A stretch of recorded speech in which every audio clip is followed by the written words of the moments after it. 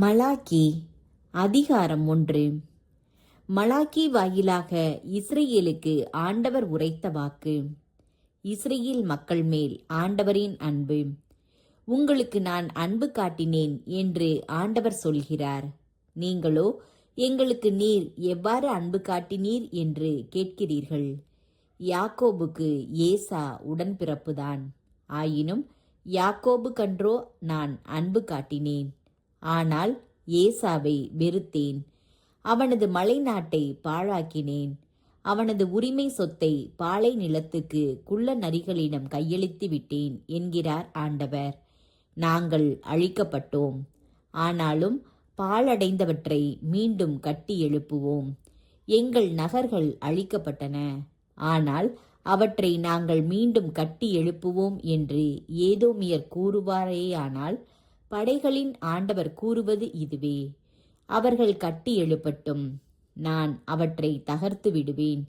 தீய நாட்டினர் என்றும் ஆண்டவரின் கடும் சினத்திற்கு என்றென்றும் இலக்கான இனம் என்றும் அவர்கள் அழைக்கப்படுவார்கள். உங்கள் கண்களாலேயே இதை காண்பீர்கள். கண்டு இஸ்ரேலின் எல்லைக்கு அப்பாலும் ஆண்டவர் மாட்சி மிக்கவராய் இருக்கிறார் என்று சொல்வீர்கள். கண்டன குரல்.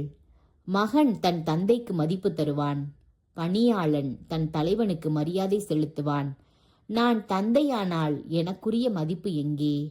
நான் தலைவனானால் எனக்கு நீங்கள் அஞ்சாதது ஏன் என்று தமது பெயரை அவமதிக்கும் குருக்களாகிய உங்களை படைகளின் ஆண்டவர் கேட்கிறார். நீங்களோ உமது பெயரை எவ்வாறு அவமதித்தோம் என்கிறீர்கள். என் பலிபீடத்தின் மேல் தீட்டான உணவை படைத்து என்னை அவமதித்தீர்கள். நீங்களோ எவ்வாறு நாங்கள் உம்மை களங்கப்படுத்தினோம் என்கிறீர்கள். ஆண்டவரின் பலிபீடத்தை அவமதிக்கலாம் என்றல்லவோ நினைக்கிறீர்கள்.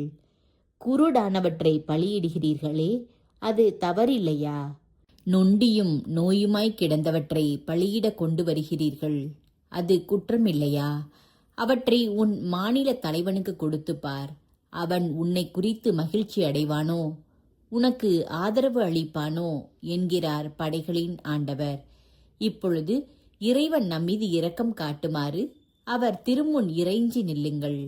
நீங்கள் இத்தகைய காணிக்கைகளை கொடுத்திருக்க உங்களுக்குள் யாருக்கேனும் அவர் ஆதரவு அளிப்பாரோ என்கிறார் படைகளின் ஆண்டவர். என் பலிபீடத்தின் மேல் நீங்கள் வீணாக தீ மூட்டாதவாறு எவனாகிலும் கோவில் கதவை மூடினால் எத்துணை நன்று. உங்களை எனக்கு பிடிக்கவில்லை என்கிறார் படைகளின் ஆண்டவர். உங்கள் கையிலிருந்து காணிக்கை ஏதும் நான் ஏற்றுக்கொள்ள மாட்டேன்.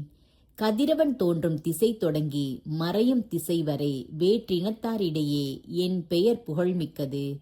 எவ்விடத்திலும் என் பெயருக்கு தூபமும் தூய காணிக்கையும் செலுத்தப்படுகின்றன.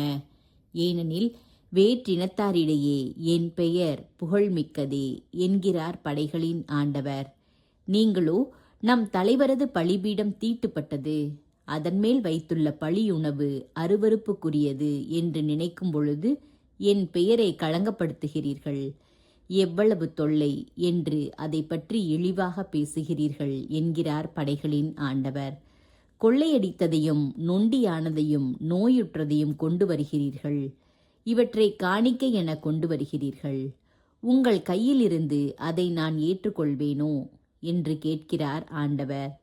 தன் மந்தையின் ஊனமற்ற கிடாய் இருக்கையில் ஊனமுற்ற ஒன்றை பொருத்தனையாய் தலைவராகிய ஆண்டவருக்கு பலியிடும் எத்தன் சபிக்கப்படுவானாக. நானே மாவேந்தர் என்கிறார் படைகளின் ஆண்டவர்.